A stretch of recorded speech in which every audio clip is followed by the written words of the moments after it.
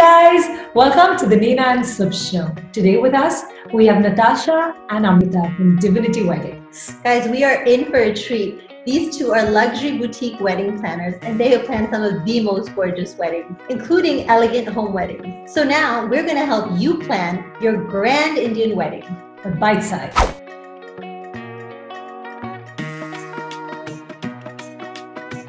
So let's get started. How do we keep the guest list short? But yes, Zoom links have been, that is one way of at least getting a lot of people that, you can't invite connected to you and kind of be witness to that ceremony. Inviting guests through like shifts, is that a thing? Or there is somebody that in December that we are working with, and they are looking at calling somebody like a Mehndi. So like have it like a high tea Mehndi and then maybe like a cocktail kind of a dinner, and then have two completely varied set of guest lists for both. So this way she can call in more people. But like when you're doing it in a destination wedding, which has also been picking up, then of course that's not possible. They are extending the celebrations where every like day they're calling a different bunch. So they're also looking at that as an option where, if it is, the mother's friends and the father's friends and kind of parents' friends basically, and you kind of invite them, or the bride and the couple are only doing something for their friends. So because the numbers are smaller, we intend to go every morning into their rooms and do a temperature check every morning and an oximeter. So what they have decided is, although they're from Bombay, they're all going to check into the hotel and make it like a staycation. So there is limited access of even them going in and out constantly. So even with the numbers that we're looking at as low as 50, for example, for something that's coming up, which is a destination wedding, the client is actually thinking of the precaution measures for their guests, where they're looking at booking, say, 60 or 70 tickets and not just 50, to kind of keep that distance in the airline when they travel. As a host, they are also looking into all these aspects. So for whatever it is, once you come in that property, because it's constantly going to be sanitized on a regular basis, even the guests and the agency all are stationed in that hotel. And every morning there would be temperature checks. So of course, at the time of arrival, there would be temperature checks and oximeter checks. But even in the morning, every day, there will be temperature checks and oximeter checks. And one room will be stationed as, you could say, a recovery room, so to speak. So at any point, if somebody feels uncomfortable or shows some inclination, so that as an ASAP quarantine for that point, which has got like your basic requirements, all of that is going to be taken care of. Like our Jaipur wedding, we have an ambulance 24/7, a doctor 24/7, a nurse 24/7, all your ASAP, any kind of medication and precautions that can be given at that point, SOS medications that can be given at that point will be taken to, and we're booking beds in a hospital so that at any point, if they need to be rushed, they can be taken care of. We're talking about theater and circular seating venues. Is that what people are opting for? So theater or circular seating venue. So right now what people are predominantly opting for is, yes, spacing out the seating.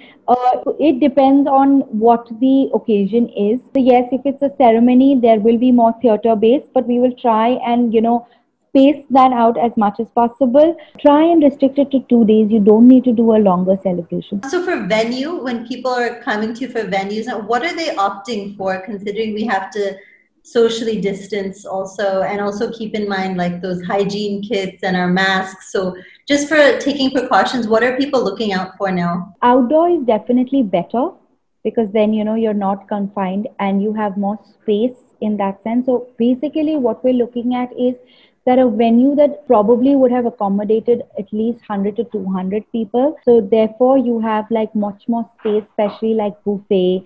Your tables can be well spread out. There's enough seating for a lot of people.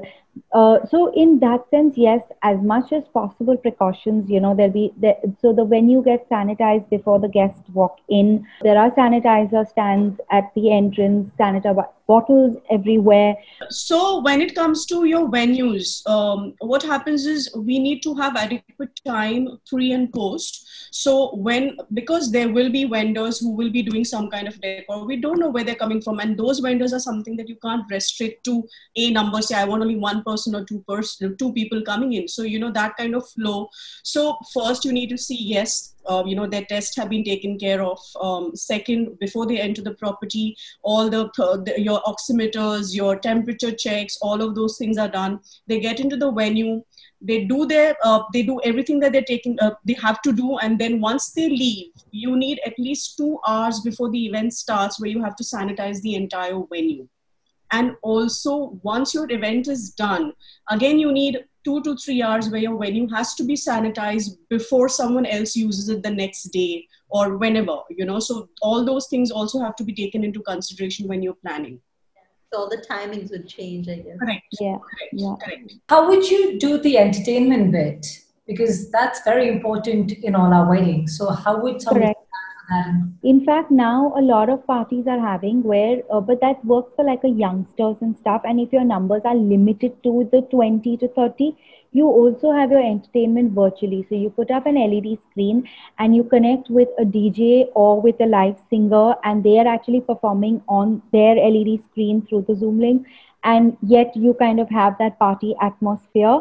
But I feel like this is all fine when your numbers are maybe top max to about 50, but when you're calling in 100 plus people, then, there is a certain expectation of wanting to do things that are live.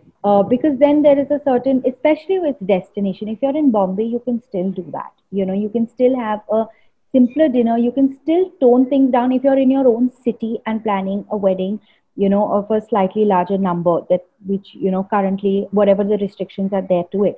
But when you're doing a destination wedding, honestly speaking, you can't just stick to a visual appeal, because then it just becomes very boring, So if you are planning it, yes, you take all the possible protocols. So you have, temperature checks, you go oximeter checks, you constantly, like, in fact, for some, we're even trying and telling them to get a COVID test beforehand. So what are some of the questions that people should be asking their caterers in terms of safety? So completely their cooking hygiene in terms of their kitchen, because we have to understand that the food is made in the central kitchen, then it's got into the venue. So a lot of, like, what are their hygiene protocols? Right now, hygiene is the key, right? Because so what is the hygiene protocols that they are forming? Okay. Of course, try and stick to their own in-house team as much as possible. And even the caterers to try their best to avoid getting outside, contract labor, contract help, and try as much as possible to stick, because again, it's a team that they are aware of. They still have some level of control rather than having somebody that's just come in on that day as a hired help. I just feel when it comes to the menu, you all were talking about the cuisines and, what is the kind of food.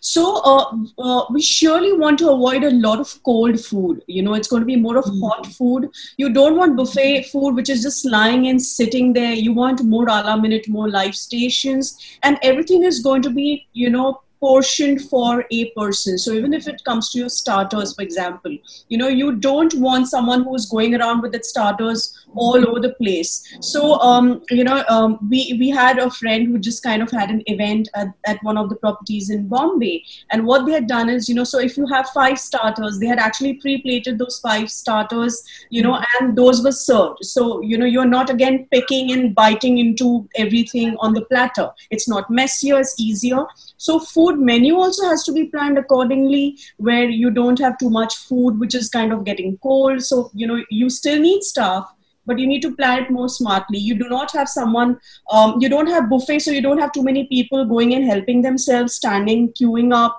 So it's going to be more live stations. So if we have a small wedding and we still want to make it look grand, what would you suggest? You can. So personalization is the key. You can have beautiful seating, because now you can have seating for everybody. You can come up with even little gifts for everybody while they take back home. Your decor can be done really beautifully. You can have one person that is serenading them. There's a lot of, like, eye to detailing will be the key right now, because even though it may be small, that doesn't mean it has to be basic. So that's when you can still go with personalizing your napkins. There's so much that can be done and make it grand in that scape, because you're working with smaller number in a pro rata smaller space. So for all the ladies in the families that are attending the wedding, the precautions to be taken for them with their hair and makeup. So again, go with somebody that you at least know or feel trusted and comfortable with, or an established name. So you at least know their background. You know that they will also be responsible enough.